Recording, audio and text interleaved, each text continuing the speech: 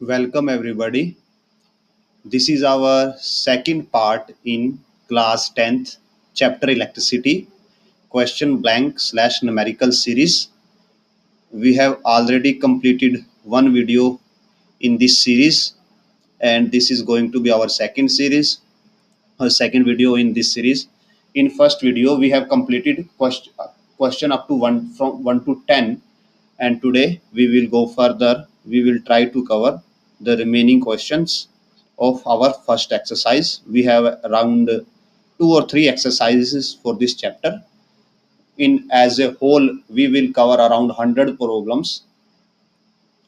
Some of them will be repeated and some of them will be non-repeated, so it will be advisable to you that you check all the problems and try to solve them with us, so that you get a better understanding of your concepts and your knowledge also will get improved quite a lot. So, and if you like our videos, please like, share and subscribe, because making these videos take us a lot of efforts, and your like, share and subscribe act as a motivation for us. So please like, share and subscribe, and if you have any doubts you can ask in as usually in comment section. Let's begin today's video with question number 11. So we have completed up to question number 10 in our previous video. Today we will start with question number 11.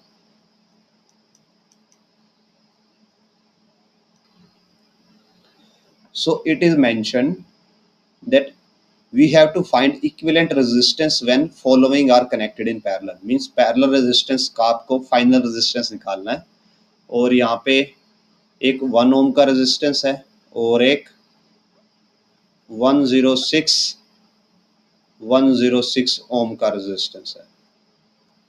इन दोनों को आपने parallelly connect कर दिया, तो आप इनको ऐसे connect करोगे, दोनों टर्मिनल एक साथ कनेक्ट हो गए. अब हम आपको ऑलरेडी एक्सप्लेन कर चुके हैं वो कि जब आप दो रेजिस्टेंस को पैरेलल, सपोज दो नहीं, आपके पास 3, 4 कोई भी रेजिस्टेंस हो, n नंबर ऑफ रेजिस्टेंस है, n रेजिस्टेंस हैं और उनकी वैल्यू ऐसे है ओम्स में n1, n2, n3 up to nn. अब जब आप इनको ऐड करोगे इन पैरेलल, तो जो फाइनल रेजिस्टेंस होगा ना RT टोटल, वो क्या होगा, लेसर और equal to least of n1, n2 up to nn. Means इन रेजिस्टेंस में जो सबसे छोटा रेजिस्टेंस है, फाइनल रेजिस्टेंस उसके बराबर या उससे कम ही होगा. हम आपको इसका एक रफ एग्जांपल देते हैं, बिकॉज यहाँ पे वैल्यू बहुत बड़ी है तो हम उसके लिए कैलकुलेट नहीं करेंगे. हम आपके लिए रफ एग्जांपल लेते हैं दैट हमारे पास 3 रेजिस्टेंस है. पहला है 1 ओम, दूसरा है 2 ओम, थर्ड है 3 ओम. और ये हम थ्योरी में कवर कर चुके हैं डिटेल में, तो आप वहाँ पे जाके चेकआउट कर सकते हो. तो अगर हम इनको पैरेलल में कनेक्ट करें तो टोटल रेजिस्टेंस आएगा 1/RT is equal to 1/R1 यानी कि 1/1, 1/R2 यानी हाफ, एंड 1/R3 यानी कि 1/3. एलसीएम लेके आप सोल्व करते हो तो ये 6 + 3 + 2 आता है, जो कि होता है 11/6 1/RT.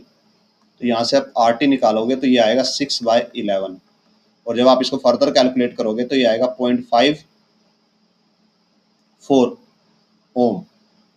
जो देखिए जो सबसे छोटा रेजिस्टेंस है दैट इज 1 ओम, ये उससे भी कम है. और जितना दो रेजिस्टेंस एक दूसरे से बड़े होंगे, जितना दो रेजिस्टेंस के बीच का गैप ज़्यादा होगा, जैसे अभी हमने 3 रेजिस्टेंस लिए थे, अभी हम 2 रेजिस्टेंस लेते हैं. पहला हम ले रहे हैं 1 ओम और दूसरा हम ले रहे हैं 100 ओम. तो अब आप इनका पैरेलल निकालते हो तो ये आता है 1/1 + 1/100. So 100 + 1 101/100 equal to 1/RT. So RT आता है आपके पास 100/101. और ये अप्रोक्सीमेट होगा 1 ओम, बिकॉज इसको आप एक्चुअली कैलकुलेट करोगे तो 0.99 ओम आएगा, उसको हम राउंड ऑफ कर लेते हैं 1 ओम में। सो ये लगभग किसके बराबर आ रहा है, जो आपका सबसे कम रेजिस्टेंस है। तो सेम होगा इस सिनेरियो में, जहाँ पे हमारे पास क्वेश्चन में गिवन है कि पहला रेजिस्टेंस 1 ओम है और दूसरा 106 है। ये क्वेश्चन सिर्फ आपकी अंडरस्टैंडिंग को चेक करने के लिए दिए जाते हैं, एज सच इनमें आपको कोई कैलकुलेशन नहीं करनी। तो इस केस में आंसर जो होगा दैट इज 1 ओम। फिर आते हैं सेकंड क्वेश्चन पे। सेकंड क्वेश्चन में मेंशन है सेम 1 ओम, 103 ओम एंड 106 ओम। तो कोई फर्क नहीं पड़ने वाला, जो आपका सबसे कम है आंसर या तो उसके बराबर या इसके इक्वल होगा, तो इसका भी आंसर 1 ओम ही होगा। ओके, सो नेक्स्ट क्वेश्चन की तरफ बढ़ते हैं, क्वेश्चन नंबर 12।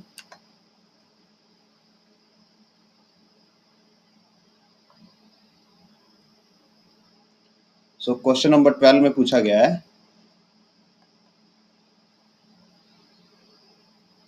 आपके पास 3 रेजिस्टेंस हैं, 2 ओम, 3 ओम, 6 ओम। इनको आप कैसे कनेक्ट करोगे कि आपको 4 ओम मिले और 1 ओम मिले। ओके, तो आप क्या करते हो, अगर आप 3 और 6 को पैरेलल कर दो तो टोटल रेजिस्टेंस आपके पास ये आएगा,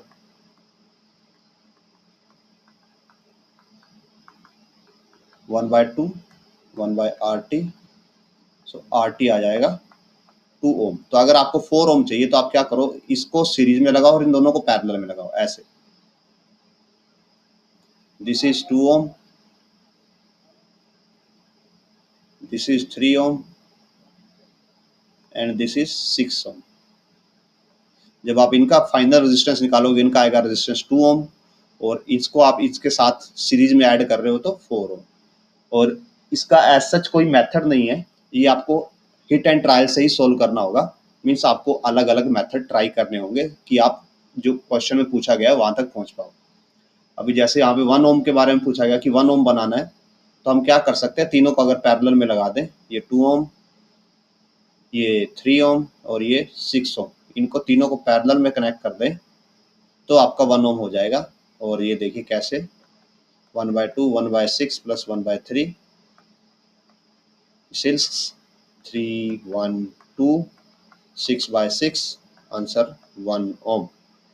ठीक है, ये 1/RT था, तो RT की वैल्यू आ जाएगी आपके पास 1 ओम।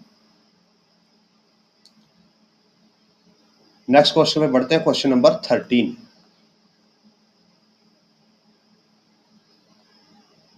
सो 13 में पूछा गया है कि आपके पास 4 रेजिस्टेंस हैं, 4 ओम, 8 ओम, 12 ओम, 24 ओम।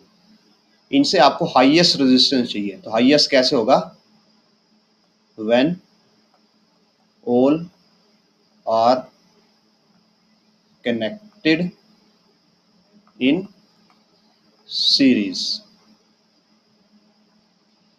एंड जो फाइनल रेजिस्टेंस हो जाएगा total, that will be 48 ohm. कैसे, आप इन सबको ऐड करोगे तो ये 20 प्लस 24 प्लस 24 48 ओम। ये तो हो गया हाईएस्ट। अगर आपको चाहिए लोएस्ट, तो लोएस्ट हम ले सकते हैं पैरेलल में कनेक्ट करके, और वो आएगा लेस देन 4 ओम। जो आर आपका फाइनल होगा वो लेस देन 4 आएगा, और आप कैलकुलेट कर भी सकते हो, 1/8 प्लस 1/12 प्लस 1/24, एलसीएम 24, 6 3 2 1। तो आप इनको ऐड करोगे, 9 plus 3 12/24 is equal to 1/RT। So RT आ जाएगा आपके पास 2 ओम, जो कि हमने बोला था लेस देन 4 आएगा। सो आंसर इज आपके सामने है। नेक्स्ट क्वेश्चन पे मूव करते हैं, क्वेश्चन नंबर 14।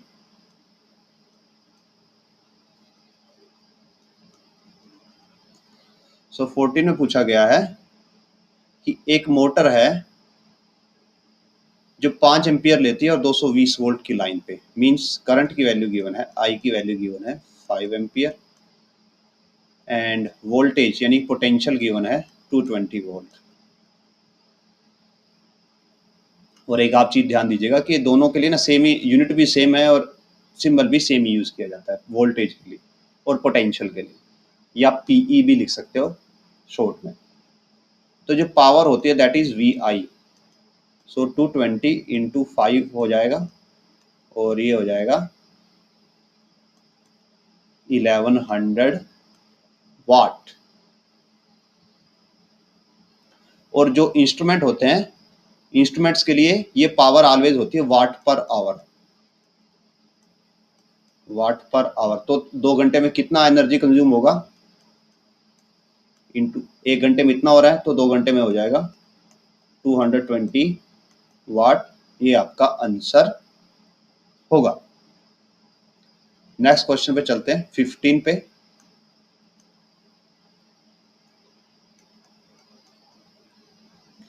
एक इलेक्ट्रिक लैंप है जिसका रेजिस्टेंस है 100 ohm. So resistance of lamp 100 ohm. Toaster है उसका है 50 ओम और वाटर फिल्टर है उसका है 500 ओम। और ये सभी पैरेलल में कनेक्ट कर दिया आपने।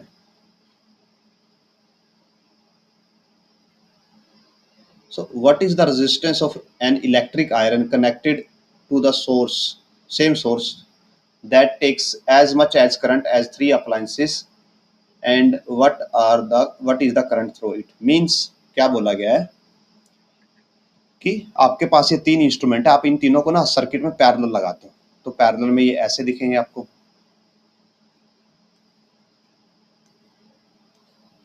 ये हो गया लैंप, ये हो गया टोस्टर और ये हो गया वाटर फिल्टर। अभी ये गिवन है कि कोई एक प्रेस है, इलेक्ट्रिक आयरन है, उसका रेजिस्टेंस इस सर्किट के बराबर है। तो आप इस सर्किट का फाइनल रेजिस्टेंस कैसे निकाल सकते हो, पैरेलल रूल से। सो आर टी हो जाएगा 1/100 प्लस 1/50 प्लस 1/500। एलसीएम आएगा 1/500। सो 5 प्लस 10 प्लस 1, तो ये देगा आपको 16/500 और आर टी आ जाएगा 500/15 16। और जब आप इसको सॉल्व करोगे तो अप्रोक्सीमेट आंसर आएगा 31.25 ओम। सो सर्किट का फाइनल रेजिस्टेंस इतना है, तो आयरन का रेजिस्टेंस भी इतना हो जाएगा। Resistance of iron 31.25 volt. अब ये बताना है कि करंट कितना पास होगा उससे। तो आयरन का रेजिस्टेंस इतना है, वोल्टेज गिवन है 220 वोल्ट, तो करंट हो जाएगा V बाय आर यानी 220/31.25। जब आप इसको सॉल्व करते हो तो ये आपको देगा 7.04 एम्पियर पास होगा किससे, इलेक्ट्रिक आयरन से। अगर आपको इंडिविजुअल करंट निकालना है तो आप निकाल सकते हो, बिकॉज यहाँ पे अप्लाइड वोल्टेज 220 है और आर एल की वैल्यू 100 है, तो 220 को आप 100 से अप्लाई कर दोगे, डिवाइड कर दोगे, तो इसके लिए करंट आएगा 2.2 एम्पियर। टोस्टर के लिए करंट आ जाएगा 220/50 22/5 4.4 एम्पियर। और वाटर वाले इंस्ट्रूमेंट के लिए रेजिस्टेंस करंट आ जाएगा 220/500, सो 20/50 एम्पियर। ये इंडिविजुअल करंट्स होंगे। क्वेश्चन नंबर 16 पे जाते हैं।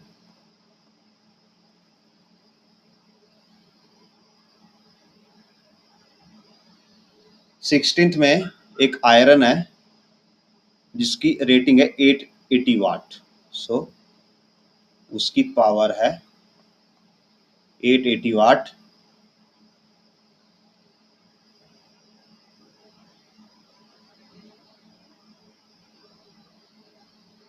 ये मैक्स है, मीन्स मैक्सिमम पावर उसकी इतनी है और मिनिमम पावर उसकी 360 वाट है। जैसे आपके पास जो घर में आयरन होती है, आप उसकी सेटिंग को चेंज कर सकते हो कि आपको जिस हिसाब से जिस प्रकार के क्लॉथ पे उसको यूज़ करना है, जैसे उसको आपको नायलॉन पे यूज़ करना है या कॉटन पे यूज़ करना है, उसके हिसाब से आप उसकी जो हीटिंग है उसको चेंज कर सकते हो, मीन्स आप उसकी पावर को चेंज कर सकते हो। और वोल्टेज गिवन है 220 वोल्ट। तो हमें ईच केस में करंट बताना है और रेजिस्टेंस बताना है। ओके, सो हमारे पास पावर के लिए 2 फॉर्मूलाज होते हैं। पावर के लिए एक फॉर्मूला होता है आपके पास आई स्क्वायर आर, एक फॉर्मूला होता है आपके पास वी स्क्वायर बाय आर, और एक फॉर्मूला होता है आपके पास वी आई। तो हमें रेजिस्टेंस पता करना पड़ेगा, तो हम इस फॉर्मूला का यूज कर सकते हैं, बिकॉज हमारे पास पावर गिवन है, वोल्टेज गिवन है, तो हम इस फॉर्मूला से रेजिस्टेंस कैलकुलेट कर सकते हैं। तो रेजिस्टेंस आ जाएगा वी स्क्वायर बाय पी। सो जब पावर मैक्सिमम है तो रेजिस्टेंस क्या होगा, मिनिमम, बिकॉज पावर यहाँ पे किस में है, डिनोमिनेटर में। तो वोल्टेज तो फिक्स है, अगर पावर मैक्सिमम होगी तो रेजिस्टेंस मिनिमम हो जाएगा। तो मिनिमम रेजिस्टेंस होगा 220 इंटू 220 बाय 80। सो ये 4, ये देगा 5, 55 ओम, और आर मैक्स हो जाएगा 220 इंटू 220। अब पावर मिनिमम होगी जो कि है 360। सो 360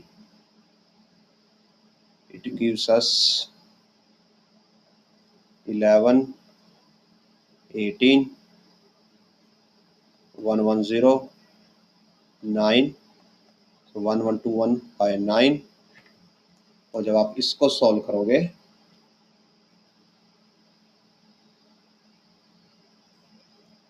तो ये आपको देगा approximately 134.4 ohm. So this will be the maximum and minimum resistance. अब आते हैं करंट के लिए। तो हमारे पास आर की वैल्यू आ चुकी है, तो हम करंट की वैल्यू निकाल सकते हैं। कैसे? फिर से अगर आप यहाँ से करंट की वैल्यू निकालते हो, हम इस रिलेशन से भी करंट की वैल्यू निकाल सकते हैं। यहाँ से हमारे पास करंट आएगा simply power by voltage. So again जब पावर मैक्स होगा तो करंट भी मैक्स होगा। सो आई मैक्स हो जाएगा, मैक्सिमम पावर है 880 और वोल्टेज है 220, तो यहाँ से आप कट करके निकालोगे 4 एम्पियर। और आई मिनिमम होगा, पावर मिनिमम पावर है 360 बाय 220, यहाँ से आप निकाल सकते हो 18/11 और 1.66 एम्पियर समथिंग आंसर आ जाएगा। सो ऐसे आप पावर से volt resistance and current calculate कर सकते हो। सो इसके साथ क्वेश्चन नंबर 16 कंप्लीट होता है। नेक्स्ट क्वेश्चन की तरफ मूव करते हैं, 17। सो इन 17th क्वेश्चन जो आपके पास मेंशन है, स्टूडेंट के पास 1 ओम का रेजिस्टेंस है, वायर की लेंथ 50 सेंटीमीटर है।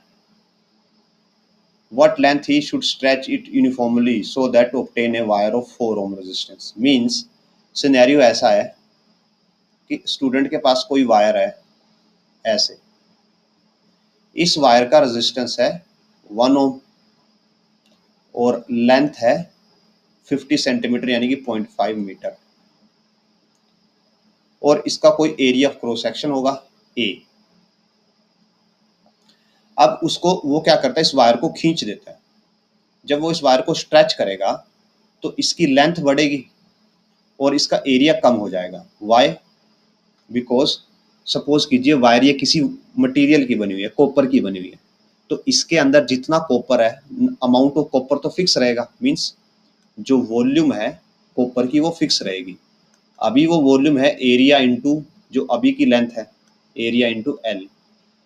अगर आप इसको स्ट्रेच कर देते हो तो एरिया हो जाता है ए डैश, एल होती है एल डैश, और अगर आप दोनों को डिवाइड कर दो तो 1 आ जाएगा A L by A dash L dash. अब आपको ये पता है, यानी कि A L dash is equal to A N. अब आपको पता है कि आपने स्ट्रेच किया तो एल डैश क्या है, इंक्रीज हो गई है, किसके कंपैरेटिवली, एल के कंपैरेटिवली। एल डैश एल के कंपैरेटिवली ज़्यादा है। अगर ये अमाउंट ज़्यादा है तो इस एरिया को क्या होना पड़ेगा, कम होना पड़ेगा, तभी ये इन दोनों का प्रोडक्ट इसके बराबर रह पाएगा। सो जो आपका नया एरिया होगा वो कम हो जाएगा, और नया एरिया कम हो गया, आपके पास नई लेंथ आ गई, तो उससे आपके पास नया रेजिस्टेंस आ जाएगा। नाउ इसको सोल्व कैसे करेंगे, तो सोल्व करने के लिए आप क्या लेते हो कि ये किसी मटेरियल की बनी हुई है, उसकी हम रेजिस्टिविटी मान लेते हैं रो, और हमारे पास फॉर्मूला होता है R is equal to rho L by A. अभी आर की वैल्यू है 1, रो हमें नहीं पता, एल हमें पता है 0.5, और ए हमें नहीं पता। ओके,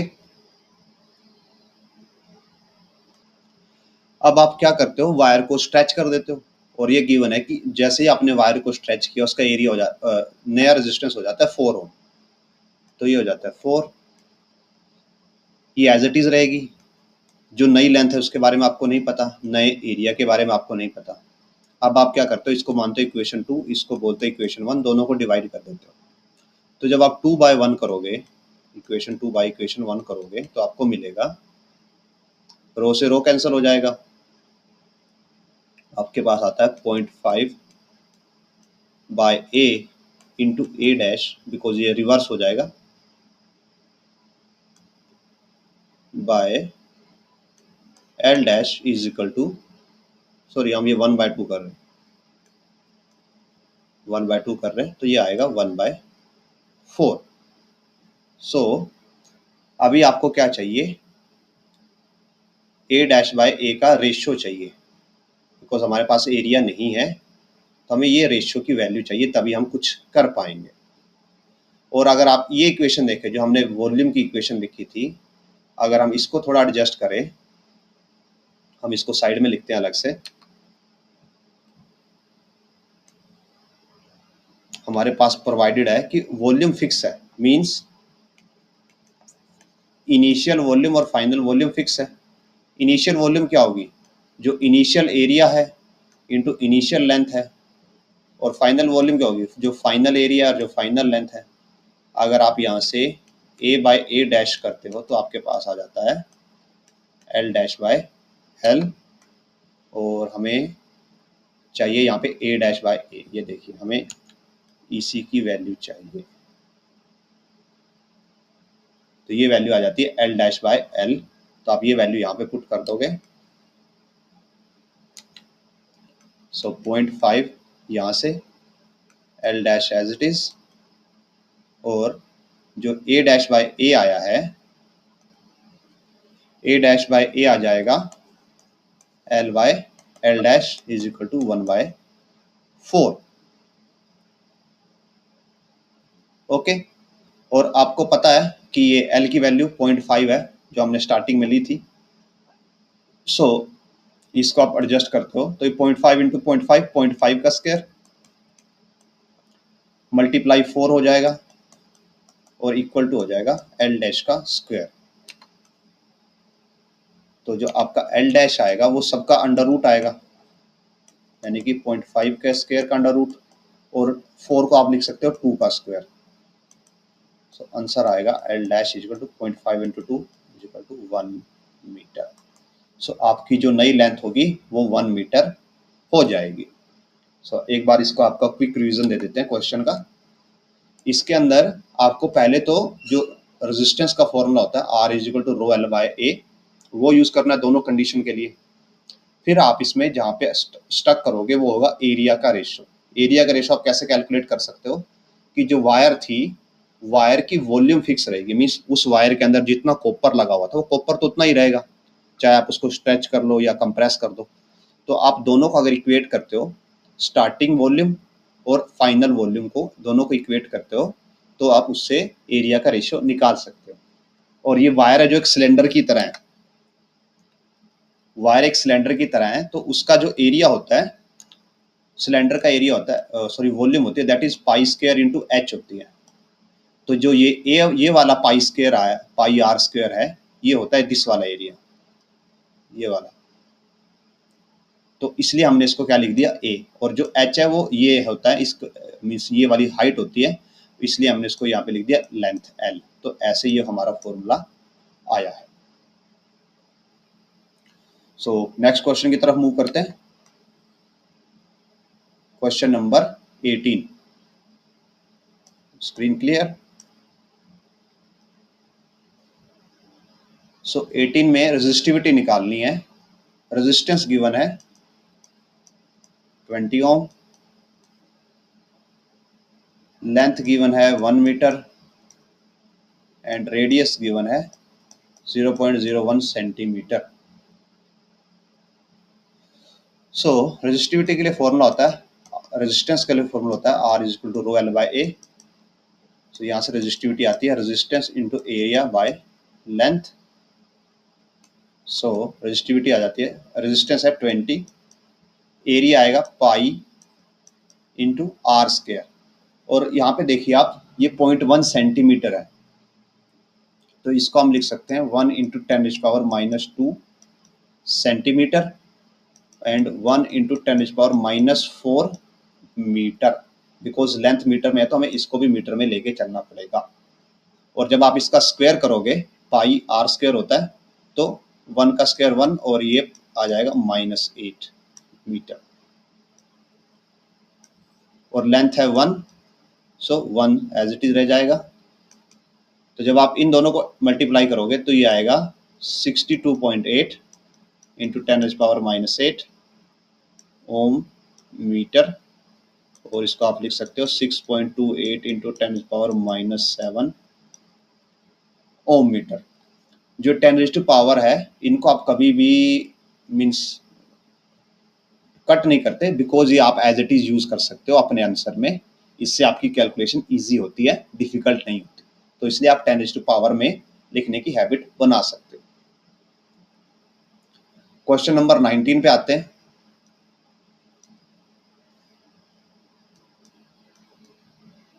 सो 19th में मेंशन है 3 रेजिस्टेंस है जिनको पैरेलल में लगाया गया है और उनके अक्रॉस 10 वोल्ट है।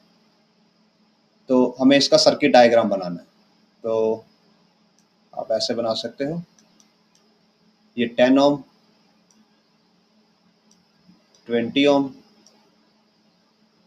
और ये 30 ओम। ये पैरेलल में हो गए। और आप यहाँ पे आप बैटरी कनेक्ट कर दोगे जिसका पोटेंशियल है 10 वोल्ट। ये पॉजिटिव, ये नेगेटिव। ये हो गया आपका सर्किट डायग्राम। टोटल रेजिस्टेंस बताना है। सो इसके लिए आप पैरेलल का फॉर्मूला अप्लाई करोगे, बिकॉज ये पैरेलल में है। तो टोटल रेजिस्टेंस आ जाएगा 1/10 + 1/20 + 1/30। LCM will be 60. So 6 + 3 + 2, तो RT की वैल्यू आएगी 60/11। एंड अगर करंट निकालना पड़े तो करंट V = IR होता है। वोल्टेज 10 गिवन है, I as it is, resistance है 60/11। तो इम्प्लाइज I आ जाएगा 10 × 11 110/60, तो 11/6 एम्पियर। ये आ जाएगा करंट। सो इसके साथ क्वेश्चन नंबर 19 कंप्लीट होता है। नेक्स्ट क्वेश्चन पे मूव करते हैं, 20th।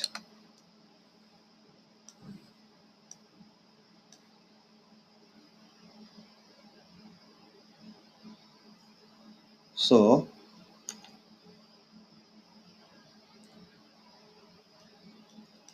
इसके लिए डायग्राम है, तो हम डायग्राम को अलग से सेपरेट आउट कर लेते हैं सो दैट जूम करके शो कर सके।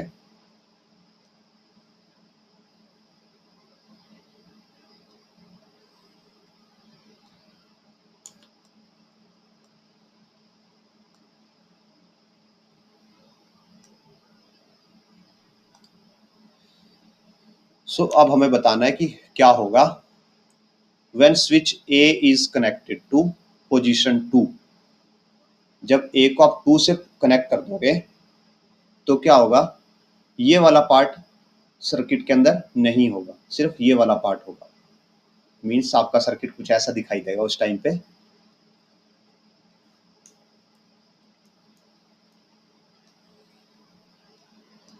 यहाँ पे बैटरी लगी हुई है 12 वोल्ट, आपने इसको 2 के साथ कनेक्ट कर दिया और यहाँ पे 2 रेजिस्टेंस लगे हुए हैं। ये 12 ओम है, ये 12 ओम है। तो जब आप इसको पोजीशन 2 के साथ कनेक्ट करोगे तो सर्किट ऐसा दिखाई देगा। तो इस केस में आपको निकालना है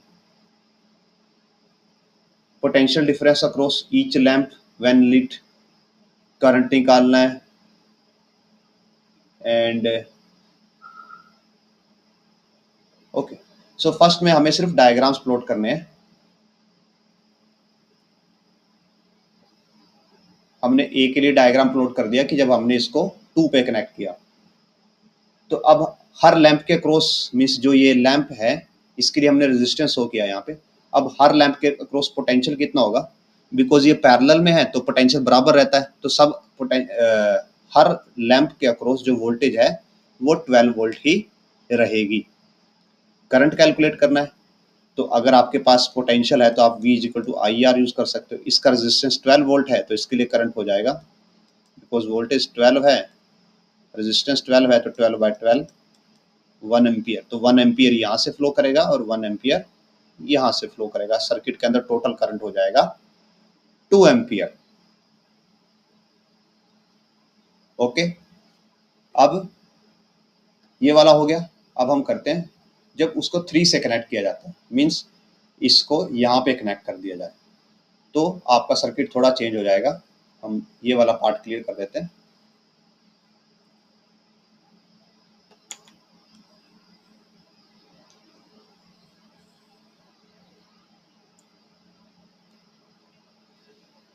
अब अगर हम सर्किट ड्रॉ करते हैं, सो दिस विल बी बैटरी। अब हमने 3 से कनेक्ट कर दिया और यहाँ पे 2 रेजिस्टेंस है। ये पहला 4 ओम का मीन्स 2 लैंप हैं और ये दूसरा लैंप है, ये भी 4 ओम का है और ये यहाँ पे कनेक्टेड है। तो इस केस में ये 12 वोल्ट होगा, तो सबके क्रॉस वोल्टेज तो 12 होगा क्योंकि ये फिर से पैरेलल में है। और इस केस में करंट हो जाएंगे 12/4 यानी कि 3 एम्पियर। तो 3 एम्पियर यहाँ से जाएगा और 3 एम्पियर यहाँ से जाएगा। टोटल करंट हो जाएगा 6 एम्पियर इन द सर्किट। अब ये बताना है कि इस केस में और ये वाले केस में, जब ये वाले ऑन थे और जब ये वाले ऑन है तो पावर किसके पास ज़्यादा है। तो अब देखो, पहले हम करते हैं 3 वाले पॉइंट के केस में कि जब 3 वाला पॉइंट है तो उस केस में बताते हैं। तो जब हम 3 वाला कर रहे हैं जो कि अभी हमने जस्ट सोल्व किया है, तो इसके केस में करंट आता है 3 एम्पियर, वोल्टेज आता है 12 वोल्ट, तो पावर हो जाएगा VI यानी 36 वाट। अब आते हैं 2 के केस में। 2 के केस में जो करंट आ रहा था वो था 2 एम्पियर, वोल्टेज अप्लाइड थी 12 वोल्ट और यहाँ पे पावर हो जाएगा as usual 24 watt. Okay, because आप दोनों को मल्टीप्लाई कर दोगे। सो ऐसे आप पावर निकाल सकते हो। पावर किसके पास ज़्यादा है, 4 एम्पियर के पास पावर ज़्यादा है। सो अब आते हैं 21 पे। 21 का शायद डायग्राम मिसिंग है, हम एक बार डायग्राम देखते हैं इसका। सो क्वेश्चन नंबर 21 का डायग्राम मिसिंग है। सो अब तो हम क्वेश्चन नंबर 20 ही इस वीडियो में कवर करते हैं। नेक्स्ट वीडियो से हम अपनी नेक्स्ट एक्सरसाइज स्टार्ट कर देंगे जिसमें हम अलग से क्वेश्चन 1 से स्टार्ट करेंगे और उसमें अलग टाइप के क्वेश्चन है। जस्ट सिमिलर क्वेश्चन होंगे, बस स्टेटमेंट्स में डिफरेंस होगा, तो आपको एक बेटर प्रैक्टिस मिल पाएगी क्वेश्चन सोल्विंग की। सो विद दिस हमारी फर्स्ट एक्सरसाइज कंप्लीट होती है। अगर आपको हमारी वीडियोस से हेल्प मिल रही हो, आपकी अंडरस्टैंडिंग बेटर हो रही हो, तो please consider subscribing, because more you share, more you subscribe, more we feel motivated to make such content, and it is a zero cost way for you to support us.